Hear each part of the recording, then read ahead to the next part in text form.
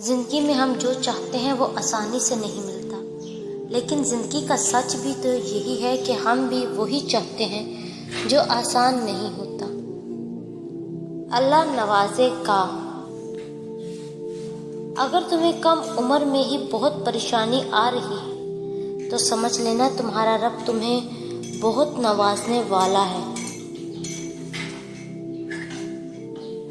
جب تم محسوس کرنے لگو کہ آخری حد تک آزمائے جا رہے ہو تو سمجھ جاؤ کہ تمہارے معاملے کا فیصلہ اور اللہ کی جانب سے مدد کا وقت یقیناً بہت قریب آ رہا ہے۔ بس تم اللہ کی جانب سے آنے والے حکم کے انتظار میں صبر کیے رہو۔ اللہ کسی بھی حال میں تمہیں دربدر نہیں ہونے دے گا انشاءاللہ۔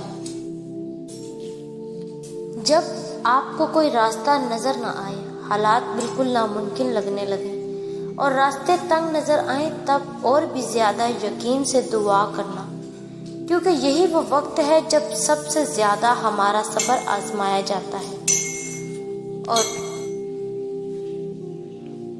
اور اس کے بعد ہی ہماری دعا قبول ہونی ہوتی ہے۔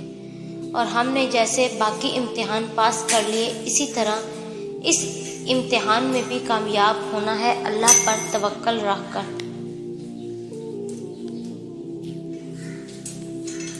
ایک دن تم اپنی دعاؤں کو جیو گے اور پھر تم کہو گے کہ کتنا مشکل سمجھتا تھا میں اسے پانا جس کو آج میں نے پا لیا ہے۔ پھر تم یہ سوچ کر شکر کرو گے کہ تم نے اللہ سے مانگنا نہیں چھوڑا۔ اگر چھوڑ دیتے تو کیا انجام ہوتا تمہارا؟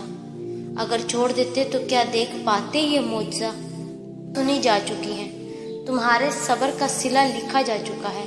اب تمہیں تمہارے یقین کے معجزے دکھائے جائیں گے تاکہ تم جان سکو کہ مخلص دل اختتام میں ہمیشہ جیت جاتا ہے اور تقدیریں اللہ کے ایک اشارے پہ بدل جایا کرتی ہیں۔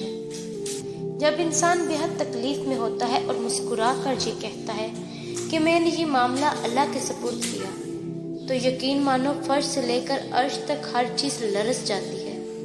وہ سیدھا ساتویں آسمان تک پہنچ جاتی ہے۔ ٹوٹے دل سے نکلی ہوئی دعا اور کبھی بھی رائگاں نہیں جاتی، اور جب معاملہ اللہ کے سپرد کر دیا جائے تو ظالم بچ نہیں پاتا۔ وہ رحمان اور رحیم تو ہے، مگر کیا تم نے سنا نہیں وہ ذوالجلال بھی ہے؟ اور تم نہیں جانتے کہ نہ جانے دعا مانگتے مانگتے تم قبولیت کے کتنے قریب آ چکے ہو اور تمہارے اور معجزوں کے درمیان کتنا کم فاصلہ رہ گیا ہے۔ اللہ کے پاس کے لیے اس سے زیادہ اچھا راستہ ہے جو آپ نے اپنے لیے سوچ رکھا ہے، اور اس کے پاس اس سے بھی بڑی اور خوبصورت منزل ہے جس منزل تک پہنچنے کی آپ کو خواہش تھی۔ اس لیے خود کو اسے سونپ دے اور مطمئن ہو جائیں، کیونکہ وہ آپ کو وہیں لے جائے گا جہاں آپ کا سکون ہے۔ یہ کائنات اسی کی ہے اور وہ اس کائنات کے سبھی راستے جانتا ہے، اس لیے بے فکر ہو جائیں، اس کی حفاظت میں آپ گم کبھی نہیں ہوں گے۔ آپ یہ توقع نہیں رکھ سکتے کہ ہر انسان آپ کو پسند کرے، اور نہ ہی آپ ہر کسی کو راضی کر سکتے ہیں، یہاں آپ کو وہ لوگ بھی ملیں گے جو آپ سے محبت کریں گے، اور وہ لوگ بھی ملیں گے جو آپ سے نفرت اور حسد کریں گے۔ لوگوں کی محبت اور نفرت دونوں سے ہٹ کر آپ نے اللہ کو راضی کرنے پر دھیان دینا ہے۔ ہماری تخلیق کا مقصد لوگوں کو راضی رکھنا کبھی بھی نہیں تھا۔ لوگ نہ کبھی کسی سے راضی ہوئے اور نہ کبھی راضی ہوں گے، اس لیے اب اسے راضی کریں جسے راضی کرنے کے لیے آپ کو بنایا گیا ہے۔